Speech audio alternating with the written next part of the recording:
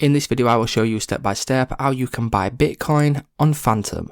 So the first thing we need to do is head over to the App Store and download the Phantom app, and then you want to create or log into an existing account. So once we've done this, what we will then be able to do is open up the Phantom app, and here is kind of what it will look like. So as you see right here, this would be your portfolio. This right here for me is a brand new account. So if I wanted to buy Bitcoin, the easiest way to do this is go to the search icon in the bottom right hand corner, go to the search bar and simply search for Bitcoin or BTC, whatever you want to do. Click on Bitcoin here at the top under tokens, and then you will then be able to select cash buy. Once we click on cash buy, what you now need to do is you want to work out your budget to buy Bitcoin.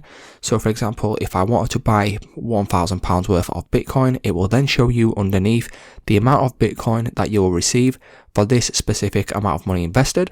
And then once you do this, what you'll then be able to do is enter in your credit and debit card. Once you put in your payment details, you will then be able to go back, click on buy, and then once you click on buy, that will mean that you've bought Bitcoin on Phantom. So it's just that simple, guys. If this video did help you out, please leave a like on today's video, and I will see you in the next one.